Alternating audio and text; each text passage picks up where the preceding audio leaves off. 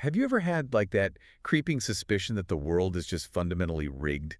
You look around. Oh, absolutely. Like the whole system is built for someone else. Right.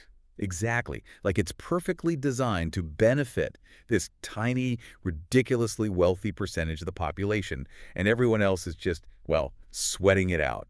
But what if the actual rigging wasn't some shadowy boardroom Which conspiracy? is what everyone assumes. Yeah. But what if the system was just a hidden pattern of human thought? I mean, it completely flips the board, doesn't it? If the secret to absolute power and wealth isn't capital or inheritance or even blind luck, but rather a specific mental frequency. Then the barrier to entry just disappears. Exactly. The vault is essentially thrown wide open to anyone who happens to know the combination. And that combination is exactly what we are taking a deep dive into today. We are pulling apart the source material Yeah. of a phenomenon that, it absolutely reshaped modern self-help. We're talking about excerpts from Rhonda Byrne's 2006 cultural juggernaut, The Secret. Which is, it's so much more than just a book or a documentary. It is a comprehensive worldview. It swept the globe by claiming to possess the ultimate, literal key to human existence. And our mission today isn't just to skim the surface, right? We're not just going to recite a few positive affirmations and call it a day. No, we really need to dig into it. Yeah, we're going to unpack the specific structural mechanics of the law of attraction, exactly as it's detailed in these sources. So we're exploring the grand historical narrative it claims, the almost physics-like framework it applies to human consciousness, and the very real psychological blind spots it warns against. Because by the end of this, you are going to have a really deep, comprehensive understanding of how this incredibly influential and, frankly, incredibly demanding machine actually operates. But, to really understand how the machine works, we first have to understand the mythos surrounding it. Right. Before the author even attempts to explain the mechanics of reality, she builds this massive historical narrative. It's designed to explain why this supposed life-altering knowledge has been kept from you in the first place. Yeah, and to do that, the narrative starts at absolute rock bottom. The author, Rhonda Byrne, describes a point in her life where everything had just essentially collapsed. A total breakdown. Yeah, we're talking complete emotional and physical exhaustion. The sudden death of her father, her relationships with colleagues and loved ones are in complete turmoil. And it's out of this state of total despair that she is handed a lifeline. Which is a classic, highly effective narrative structure, by the way. When someone hits absolute rock bottom, they are the most open to a radical paradigm shift. Oh, for sure. In her case, her daughter, Haley, gives her a 100-year-old book. And that book provides a glimpse of what she dubs a great secret. But what's really crucial here is how the origin story expands from that moment. It doesn't just stay in the present. No, exactly. The framework doesn't present itself as a new psychological theory or like a clever modern life hack. It immediately traces its lineage all the way back to antiquity. Yes. I was so fascinated by this part. It completely bypasses modern science at first. It does. The source material actually cites the Emerald Tablet, which is an ancient text dating back to roughly 3000 BC. And it quotes that famous maxim, as above, so below, as within, so without. Wow. Right. By doing this, it instantly grounds the premise in ancient, almost esoteric mysticism. It tells the reader, this isn't a fad, this is primordial truth. And from there, it just starts dropping names. And not just any names, the absolute titans of human history. The claim is that this secret has been understood and utilized by Plato, Shakespeare, Isaac Newton, Beethoven, Abraham Lincoln, Ralph Waldo Emerson. Thomas Edison, Albert Einstein. It builds this invisible thread connecting the greatest minds across completely different centuries and disciplines. It's basically suggesting they all had access to the exact same hidden operating manual for the universe. Which, you have to admit, is a brilliant rhetorical strategy. If you claim Einstein and Plato believed in your system, it preemptively short-circuits a lot of skepticism. Oh, totally. You're like, well, if Einstein did it. Exactly. But it also naturally leads to a crucial question. If this operating manual exists, and it was used by the greatest geniuses in history, why doesn't everyone know about it? Why is the average person struggling just to pay rent? And the sources have a very bold answer for that. They bring in Dr. Dennis Waitley, a psychologist and self-help author who makes this massive societal claim. Right, about the hoarding of power. Yeah. He argues that the leaders in the past who had this knowledge intentionally kept it hidden. They didn't want to share the power at all. Yeah. They deliberately kept the general population ignorant so that people would just go to work, do their job, and come home. He actually describes the masses as being stuck on a treadmill with no power because the power was hoarded by the few. It's wild. It's a profound recontextualization of wealth inequality. The framework points out that 1% of the population earns around 96% of all the money. And it insists this is absolutely not an accident of capitalism or, systemic bias. It's by design. Exactly. It's designed that way because that 1% understands how to manipulate reality. It even references the ancient Babylonians, claiming they used this exact knowledge to build the Hanging Gardens and become one of the wealthiest races in human history. Okay, let's really unpack this. Because as I'm reading this, I can't help but think of, like, a blockbuster heist movie. Oh, absolutely. You know the trope. There's an ancient coveted treasure, guarded by a shadowy elite, lost and stolen across centuries. And now, finally, the map has fallen into your hands. Except the treasure isn't pirate gold. It's the ultimate knowledge of the universe. The ultimate prize. Yeah, but I have to push back a bit here. Does framing this supposed law of nature as a hidden secret of the elite just make the psychological hook stronger? Like, is a huge part of the appeal simply the feeling of finally being allowed behind the velvet rope? Oh, that is precisely the psychological brilliance of the framing. Think about what it achieves for the reader. By weaving ancient mysticism together with undeniable historical figures and the modern frustration of the corporate rat race, it validates your feeling of being stuck. It says you're right to be mad. Exactly. It says to you, yes, your struggle is real and it's because the system was kept from you. But simultaneously, it shifts your identity. How so? Well, you are no longer a victim of random circumstance or a brutal economy. By learning this information, you become an initiate. You are now part of the lineage of Einstein and Shakespeare. You have the code. Okay, so I've bought into the myth. I feel like an initiate. But practically speaking, what am I actually supposed to do with this ancient code? How does it actually work? We have to move out of the history lesson and get into the actual mechanics. All right, let's look under the hood.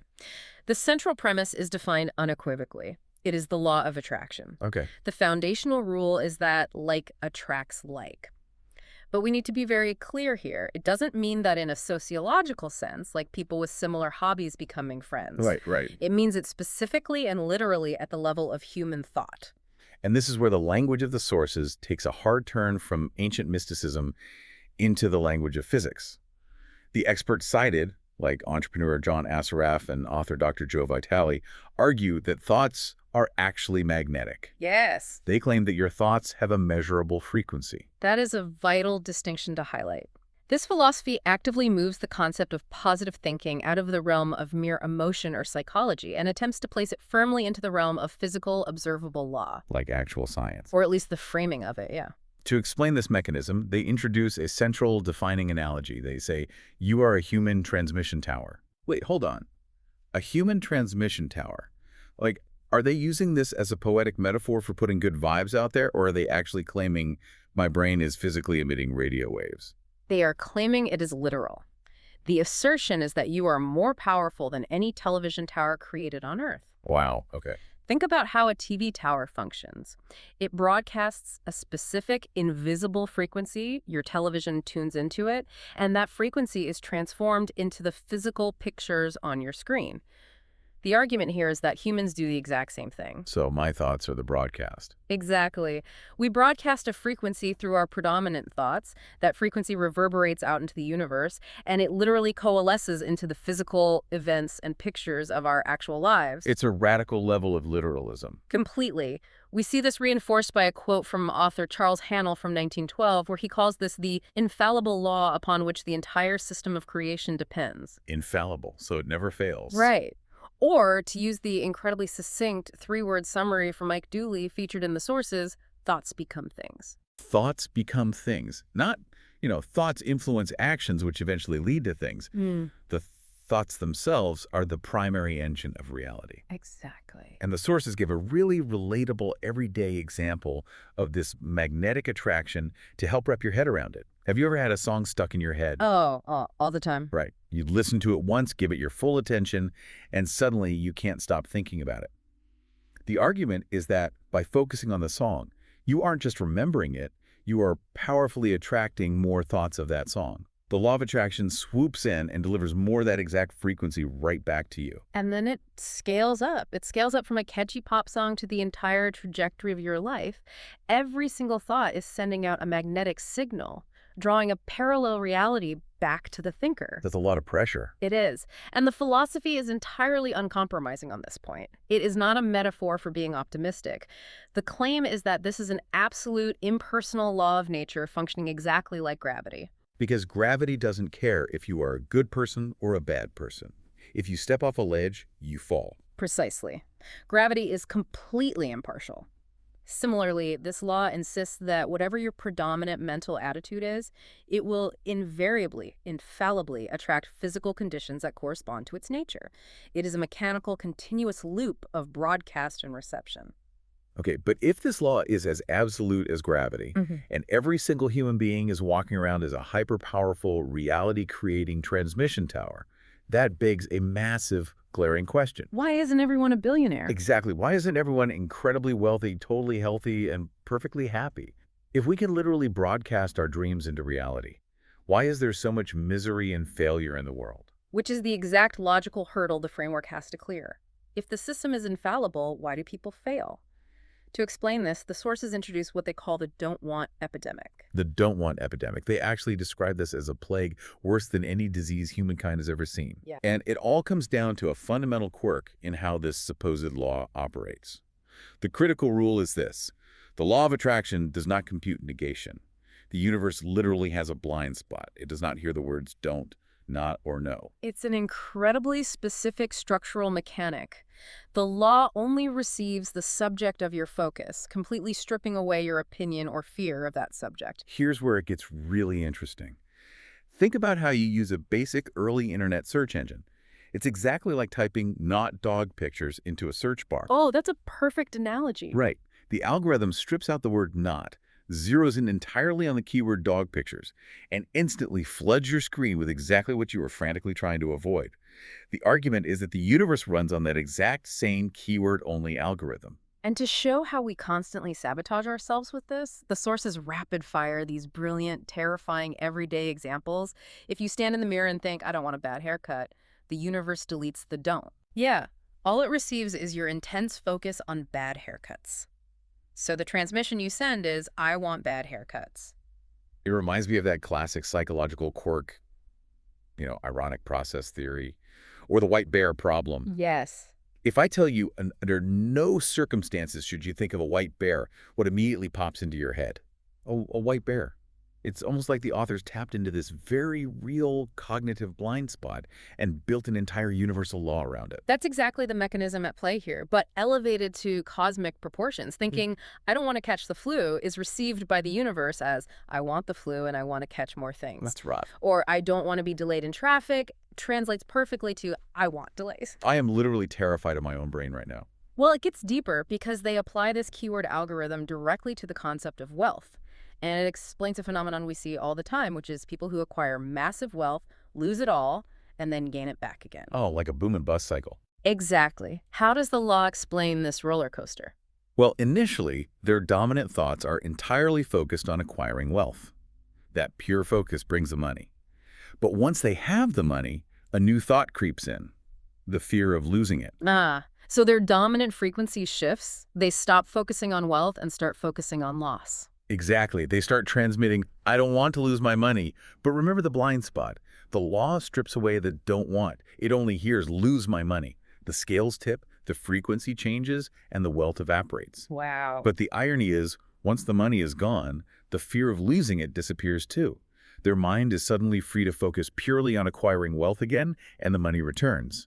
It perfectly illustrates the absolute impartiality of the law. It just gives you what you focus on, regardless of context. But let's pause and think about the implications of this. If the universe is strictly obedient, as author Lisa Nichols states in the material, and it is biased entirely toward your focus, regardless of whether you are focusing on a positive goal or a terrible fear. It's indiscriminate. Think about the immense cognitive burden that places on a single person.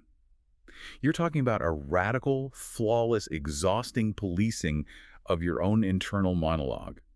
Every stray worry, Every minor complaint about the weather, every fleeting anxiety is suddenly a dangerous broadcast. It is an overwhelming cognitive load. You are entirely responsible for filtering every image that crosses your mind because the machine you are operating simply prints whatever file you open. Yeah.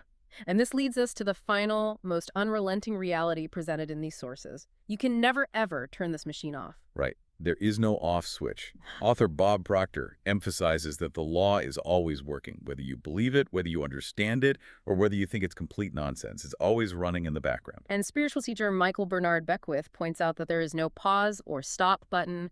Creation is an ongoing, infinite process. When you are reading the newspaper and getting angry at the headlines, you are creating. You're still transmitting. Exactly. When you are driving in traffic, reminiscing about a past argument, or worrying about a future meeting, you are actively transmitting and therefore attracting.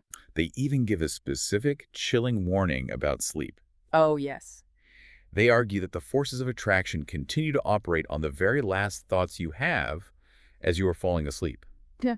So as you drift off, whatever you are mulling over is being handed over to the universe to process and attract all night long.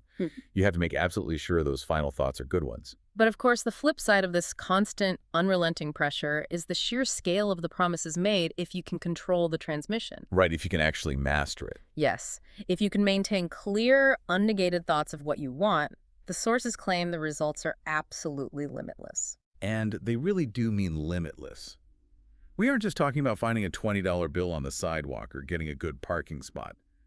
The material details incredible stories. They talk about people recovering from literal deathbeds, healing from severe depression, students suddenly jumping to high grades, businesses transforming their margins in days. They talk about manifesting $10 million, or something as simple, specific, and seemingly random as attracting a single bird's feather. Wait, a feather? They actually promise you can manifest a feather alongside $10 million. The specific feather, yes. The contrast is jarring, but it's intentional. Why?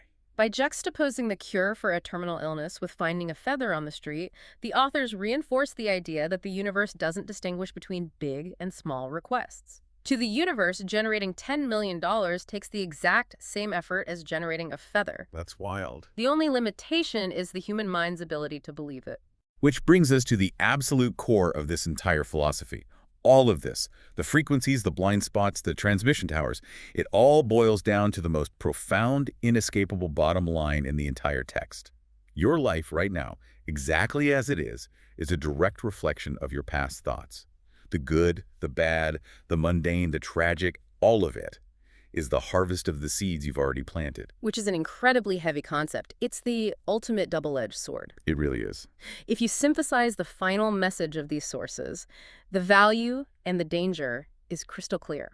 Right. Whether you view this text as literal, quantifiable quantum physics, or whether you view it as a highly effective psychological framework for radical accountability, it achieves the exact same goal. Which is what? It forces you to completely abandon the role of the passenger in your own life. You can no longer blame the economy or the shadowy elites or systemic issues or just plain bad luck. Exactly. You are forced to view yourself as the active, continuous architect of your reality. Whatever seeds you are broadcasting, you are forced to reap.